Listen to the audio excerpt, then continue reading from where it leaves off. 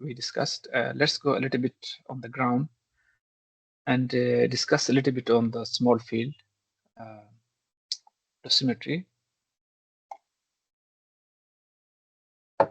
Why we need really small field dosimetry, um, and how we can really independently validate the TPS, just like in case of your Eclipse, right? You can put the output factors up to 3 by 3, and then it does the extrapolation. But it's up to you now that how you are going to validate for the small fields. In Monaco, you have to give all the data back to vendor, and then they will do the modeling and give you the model, and it's up to you. But you have to do the validation once you get the model. So this lecture is not really about the dosimetry, or it's not about the small field dosimetry, but those who want to really know how to do in actual, because of the time constraints, I can't show you their stuff, but I will just give you a bit of it, right? So in small field, the first thing is the chamber. Everyone knows the conditions, right? I'm not discussing the conditions. The important thing out of these conditions is that there is no concept of the field size defined in there. So it's now becoming the field with half max. And I'm sure that everyone knows how to determine the field with half max from your scanning software.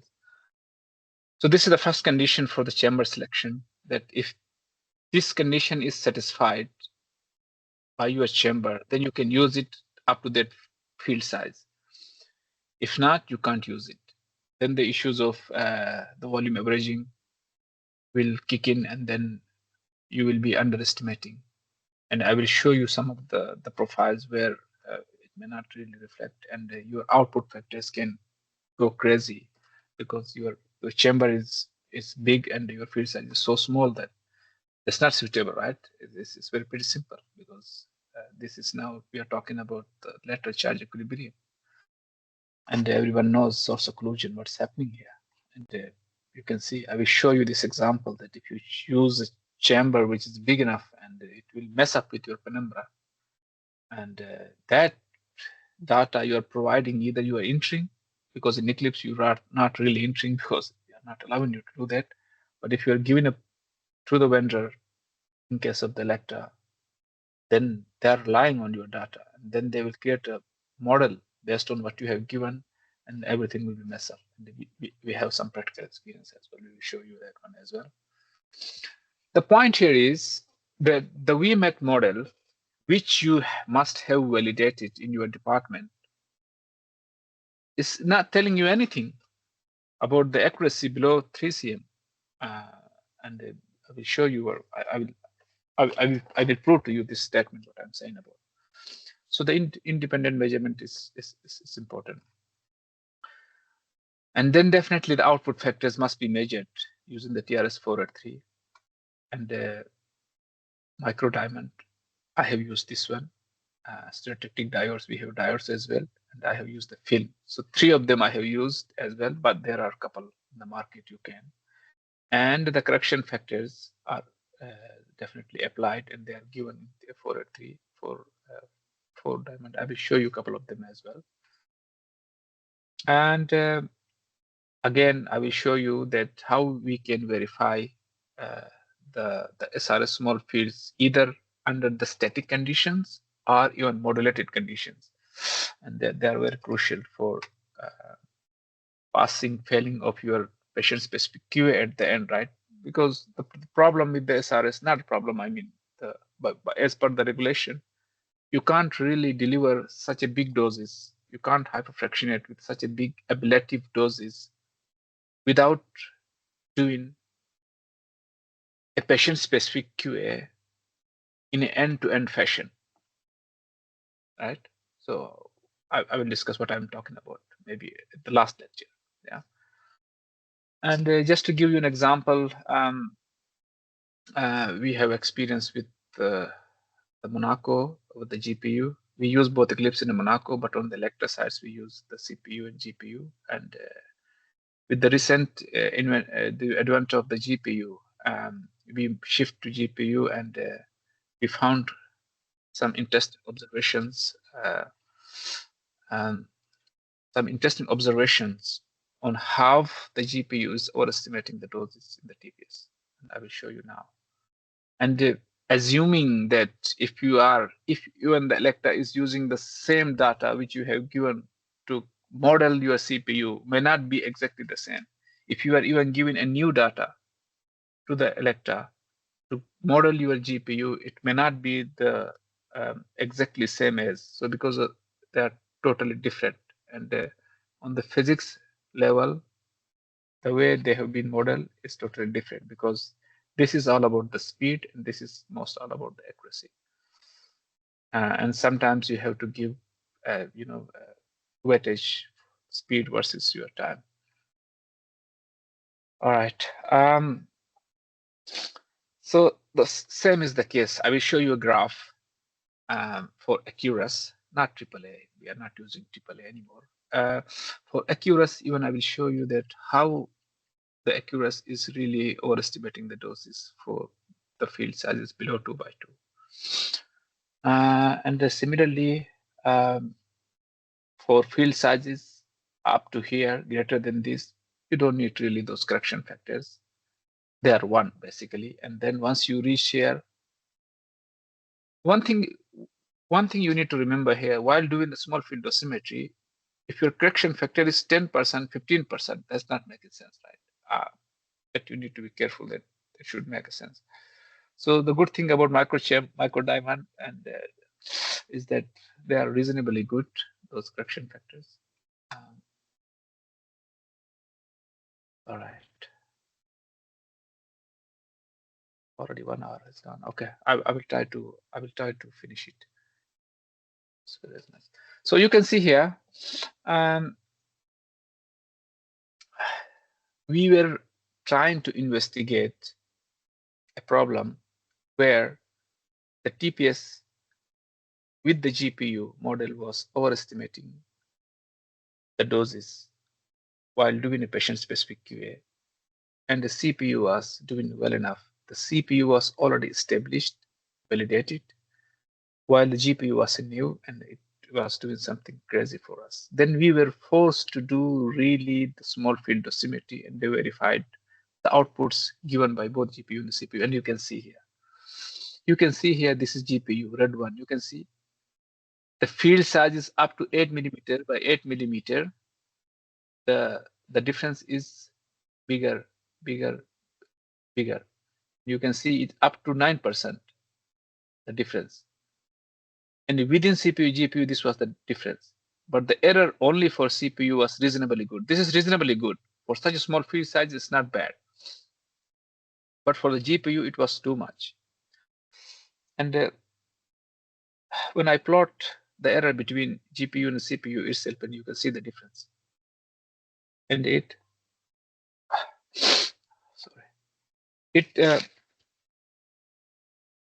after you can see the behavior, it was in this quadrant plus, mean GPU was higher, and at this point it was lower. But this was because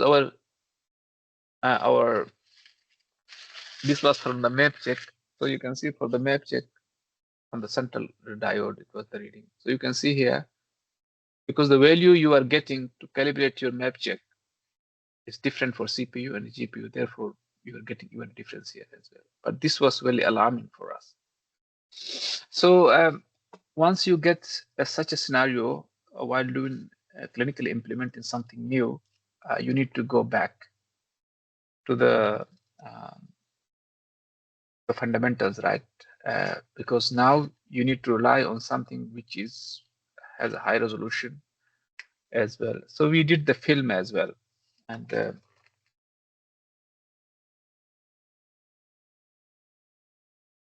you can see there was a clear difference in the penumbra region, in the output, in the penumbra.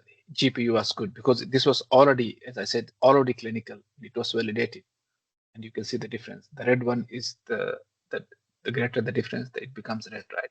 And you can see in the field edges, it was red. So this was for a sort of static conditions. There was no modulation involved. It was just one by one, did the film, compared in the film software, and then we found this 2 by 2 as well, same trend. So you can guess from these pictures is that the data given to the Electra, there is a problem. The chamber used may not have sufficient resolution to really give you the real picture of the beam penumbra. So that's one of the indication. But here you can see it's good because the data you will be given to the Electra to create a model for you will be based on what you are providing to them. They will process the data and they will give you the model. If that's wrong, then everything is wrong. So again, this is for VMAT. Now the previous one was just for the static field, just to see what's going on. This was the results from the map check. For the map check, what I did was I just created plans with the varying PTV sizes just to see where it breaks. Because this is a separate whole project, I can't show you everything, but just to give you an example that this is 1 cm PTV, and if you compare just those metrics given by the CPU and the GPU, you can see there's a clear difference in terms of the output because this is representing GPU and is higher. And here you can see the dotted lines are the measured ones, and the solid lines are the TPS ones. And there is overestimation, the KEX. And here you can see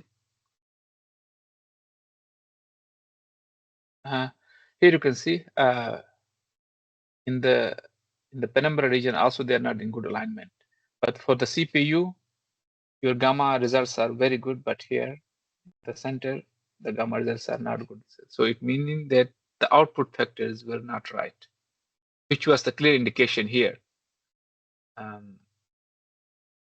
Here, the output was not right. All right, so what we did, the previous film results I was showing you was just for the static fields. So just to see what's happening on modulated fields, we created the plans, radiated with film, and you can see the same trend. The solid line is your TPS and the dotted line is your measurement. There is a clear indication of up to certain percent, up to 5%, 6% higher as compared to the measured one. You can see it's clearly here. But when you do the same calculation and compare the measured ones, you can see there is nothing. Very good. Good agreement. So it means that there is something going on with the GPU model, right? So this is a clear indication. Because you have to rely on your measurements in this case. There's no other way of doing it. Because it has inherent issues with the film, but that you have to look at the trend and you have to do the couple of measurements and get some statistical confidence in there. So then we went for the TRS-483 formalism. This is what I was talking about. That where you have a micro diamond and the USCC13 and the 4 S-cling. You can find this using the formula given, and then you can use the daisy chaining, which we do it. And then the machine specific and the chamber specific factors are there. And you just put the formula, create your Excel sheet. And because as I said, doing the small field, it should be a separate lecture. It's a bit different. You can't just put a chamber and do the outputs. It's a little bit different. So I'm not going into the detail, but just to make sure that whatever we have done is right, we did 2 sides, and one was done here in one state and the other was done in another state, and then we compared that they were overlapping. And then what we did, we took the outputs given by both CPU and the GPU and plotted, and we found that the same trend, the GPU is giving us the higher doses, right? So then this will be mess up with the small field dosimetry, and your results for patient specific will not be right. So they will be failing, and you can see here, it's just getting crazy here. So as I mentioned earlier, just out of curiosity, because our machines are also configured for the Eclipse as well, I just created the water phantom in the Eclipse and get all the output factors and plotted a graph, and you can see the Eclipse is doing the same thing here. And just like this. So,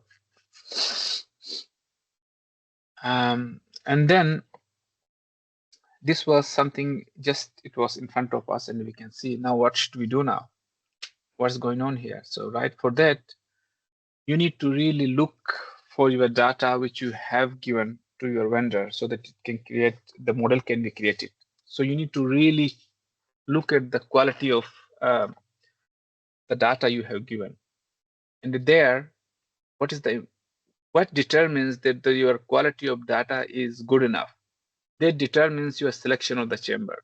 That determines the step sizes. That determines the speed, and that how you have done your sweet spotting, right?